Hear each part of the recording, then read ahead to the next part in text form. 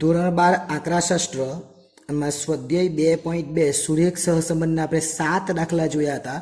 આજે આપણે 8મો દાખલો જોવાના છે અને આપણને ખબર છે કે યુવી વાળી રીત ચાલતી છે. કોઈ પણ રીતે દાખલો થાય જવાબ સરખો જ આવે પણ આપણે યુવી સમજીએ છીએ એટલે યુવી જોઈએ.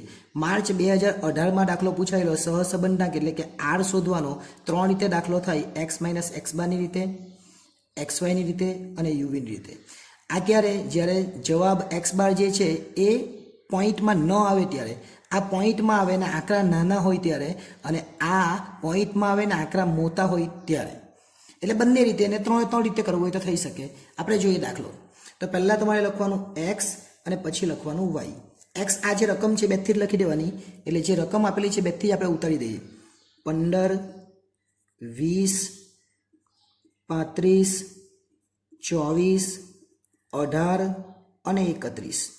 પછી 95, 90, 75, 80, 87 અને 70.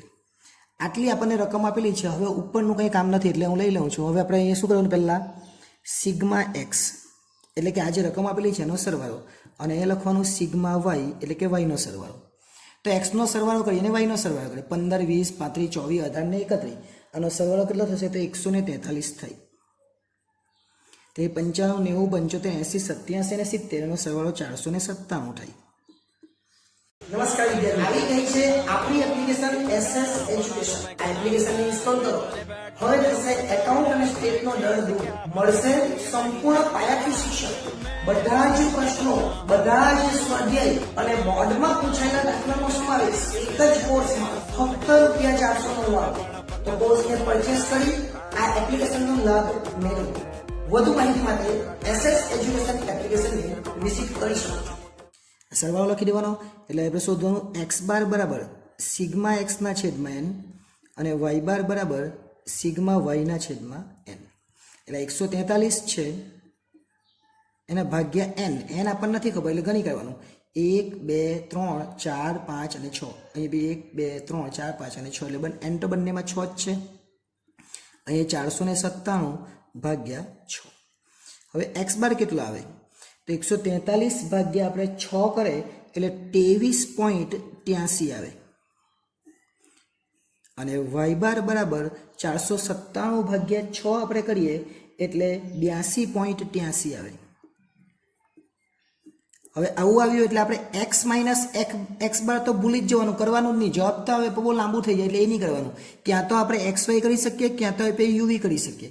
xy પર ગુણાકાર બહુ મોટો થઈ જાય, આનો પાછો વર્ગ કરવાનો એટલે બહુ મોટો થઈ જાય, એટલે આપણે રીત કરવાની યુવી વાળી, જે બહુ સરળ અને સારી રીતે થઈ જાય. ચાલો આપણે પહેલાં x બાર છે 23, એટલે 23ની જગ્યાએ આપણે ધારી લેવાનું a.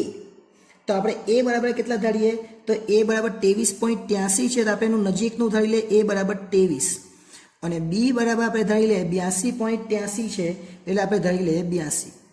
હવે એવું નથી કે આ જ ધારવાનું, તમે 20 પર ધારી શકો ને અહીંયા 80 પર ધારી શકો. બીજી રીતે ધારીને પ્રયત્ન કરજો. હું અહીંયા નજીકનો આંકડો 23 અને 82 ધારીને દાખલો કરું છું. તો આપણે લખવું પડે u બરાબર x માઇનસ a. શું કરવાનું, x માઇનસ a, અને v બરાબર y માઇનસ b. a બરાબર કેટલા ધારીએ આપણે તો 23, b બરાબર આપણે કેટલા ધાર્યા તો 82. હવે બેઠો દાખલો થઈ જાય એકદમ જ. આપણે જે ધારેલા તે લખી દીધા. x માઇનસ a એટલે x 15 ને a 23, તો 15માંથી 23 જાય તો -8, 20માંથી 23 જાય તો -3, 35માંથી 23 જાય તો 12, 24માંથી 23 જાય તો 1, 18માંથી 23 નહીં જાય એટલે -5 આવશે, અને 31માંથી 23 જાય તો 8. હવે ઓછા ઓછાનો સરવાળો અને વત્તા વત્તાનો સરવાળો. 8 ને 3 11, 11 ને 5 16, એટલે અહીં લખવાનું -16, 12 ને 13, 13 ને 8, 13 ને 8 કેટલા થાય ફરીથી કરીએ, 8 ને 9, 9 ને 12 એટલે 21 થાય. અહીંયા લખીશું આપણે 21, એટલે 16માંથી 21 જાય, 21 વત્તા આવી અને 16 માઇનસ આવે એટલે વત્તા 5 આવવાના, એટલે 16માંથી 21 નહીં જાય એટલે 21માંથી આપણે 16 ને બાદ કરીએ તો 5 આવે, અને 21 મોટા છે એટલે વત્તા થવાના. v બરાબર આવે આપણે b બરાબર 82 ધારે એટલે v મળી જશે. 95માંથી 82 જાય એટલે 13 આવે, 90માંથી 82 જાય તો 8 આવે, પણ 75માંથી 82 નહીં જાય એટલે -7 આવે, 80માંથી 82 ન જાય એટલે -2 આવે, 87માંથી જાય એટલે 5 આવે, અને 70માંથી 82 ન જાય એટલે -12 આવે.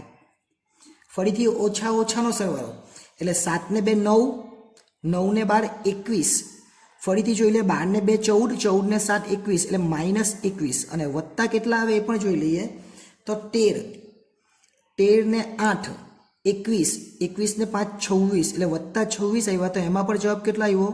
5 જ આવ્યો, પણ વત્તા આવ્યો. સરસ છે એકદમ. તો હવે યુવી કરી નાખવાનું એટલે એકદમ સરળતાથી દાખલો થઈ જાય. જો XY કરતો તો આ ગુણાકાર કેટલો મોટો થયો? હવે આ ગુણાકાર જુઓ કેટલો નાનો થયો? 13 ગુણ્યા 8 કરીએ તો 104 થાય. જો તમે 95 ગુણ્યા 15 કરો તો કેટલો મોટો થઈ જાય? એટલા માટે આપણે યુવી કર્યું, પણ XY કરે તો પણ ચાલે. 8 તાળી 24, પણ માઇનસ લખવાના બંને, કેમ કે એક એક સંખ્યા માઇનસ છે. 12 સતમ 84 માઇનસ લખવાના, 2 એકુ 2 માઇનસ લખવાના, 5 ગુણ્યા 5 25 માઇનસ લખવાના, 12 અથમ 96 માઇનસ લખવાના. બધું જ માઇનસ છે એટલે સરવાળો કરવાની જરૂર નહીં, બધું માઇનસ જ છે. તો સરવાળો કરી દેવાનો અને લખવાનો 335 સરવાળો થયો, પણ બધી સંખ્યા માઇનસ એટલે જવાબ માઇનસ કહેવાય. હવે u² અને v², કોઈ પણ સંખ્યા પ્લસ હોય કે માઇનસ હોય એનો વર્ગ કરે એટલે પ્લસ જ થઈ જાય. તો યુનો વર્ગ 8નો વર્ગ 64 પ્લસ કહેવાય, 3નો વર્ગ 9, 12નો વર્ગ 144, 1નો વર્ગ 1, 5નો વર્ગ 25 અને 8નો વર્ગ છેલ્લે 64. આનો સરવાળો કરી દેવાનો એને u² કહેવાય. 64 9 144 1 25 ને 64 એનો સરવાળો થઈ 360. ઓકે. ત્યાર પછી v² એટલે 13નો વર્ગ 169, 8નો વર્ગ 64, 7નો વર્ગ 49, 2નો વર્ગ 4, 5નો વર્ગ 25 અને છેલ્લે 12નો વર્ગ 144. આ દરેકનો સરવાળો કોને? 169, 64, 49, 4, 25 ને 144 એટલે 455 થાય. હવે અહીંયાથી ક્લિયર થઈ જાય કે દાખલો બહુ ઇઝી થઈ જવાનો. શું કરવું પડશે પહેલાં આપણે? તો પહેલાં આપણે કરવું પડે સૂત્ર મૂકવાનું આરનું. તો આરનું આપણે સૂત્ર મૂકીએ.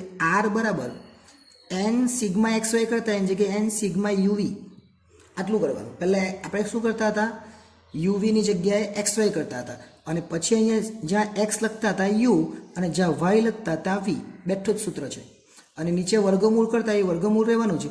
અહીંયા આપણે n લખતા અને સિગ્મા u² ની જગ્યાએ x² કરતા, અને કાઉન્સમાં સિગ્મા x લખતા એની જગ્યાએ u, બીજા કાઉન્સમાં y નું સૂત્ર લખતા એની જગ્યાએ v નું સૂત્ર, અને સિગ્મા y લખતા એની જગ્યાએ v, u ની જગ્યાએ x ની જગ્યાએ u અને y ની જગ્યાએ v, એટલું યાદ રાખવાનું. ચલો n કેટલા છે? તો n તો આપણે પછી બી જોઈ લીધા, એ જ છે. કેટલા છે? ફરીથી આ આપણે વર્ગમૂળ નથી, પણ વર્ગમૂળ તો ફક્ત નીચે જ આવશે. ફરીથી એ જ ભૂલ નહીં થઈ, જોઈ લેવાની. n 6 છે એટલે અહીંયા 6 લખવાના. યુવી કેટલા છે? તો યુવી આપણે આવેલા 335, કેટલા છે? માઇનસમાં, એટલે અહીં લખવાનું -335. ત્યાર પછી માઇનસ સિગ્મા યુ કેટલો આવેલો? તો સિગ્મા યુ આપણે જોઈ લઈએ, અહીંયા છે 5 અને v પર કેટલો છે? 5. બંને 5 5 જ છે. u પર 5 છે અને v પર 5 છે. વર્ગમૂળમાં 6 તો છે જ, પણ u² 307 આવેલો, તો અહીંયા લખી દેવાના 307. ઓકે.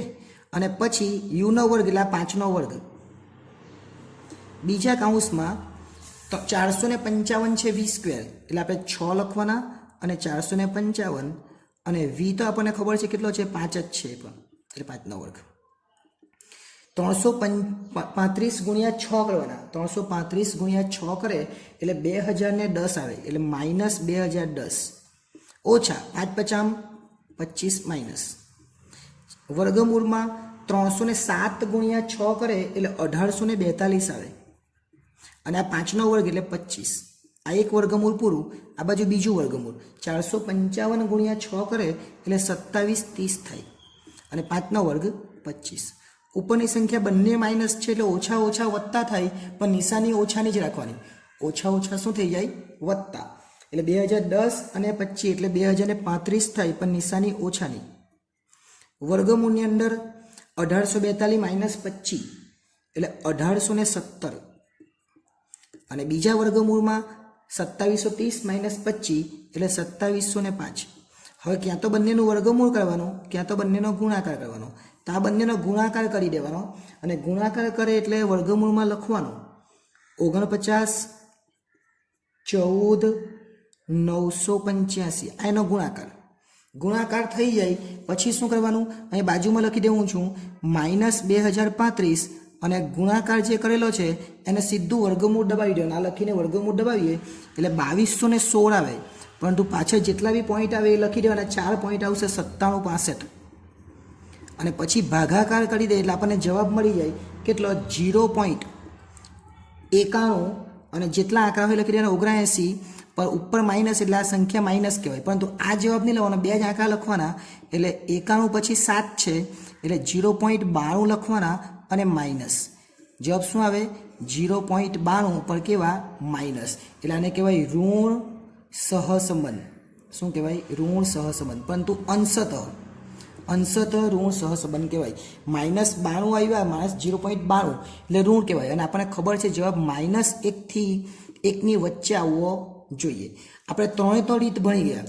પહેલી રીત કઈ હતી તો પહેલી રીત 3 દાખલા હતા, એમાં x - x બાર વાળી રીત હતી, એમાં y - y બાર બી આપણે કરતા હતા. આ ક્યારે, જ્યારે આ જે છે x બાર અને y બાર એ પોઈન્ટમાં ન આવે ત્યારે, પોઈન્ટમાં આવે ત્યારે આપણે બીજા 3 દાખલા ગણેલા 4 થી 6 એ xy, પરંતુ એ ક્યારે જ્યારે આંકડાઓ નાના હતા એને ગુણાકાર કરવાની મજા આવે, શાંતિથી થઈ જાય એટલા માટે. અને હવે આપણે કર્યું uv, કેમ કે આ ગુણાકાર બહુ મોટા થઈ 55 નો વર્ગ કરવા જાય તો કેટલો મોટો થઈ જાય અહીંયા, એટલે આપણે એ નહીં કર્યું ને uv કર્યું. એટલે 7 અને 8 દાખલો, આ બંને દાખલા કયા હતા uv વાળા હતા. હવે જ્યારે આગળના દાખલા કેવા આવશે એ આપણે જોઈશું. આભાર.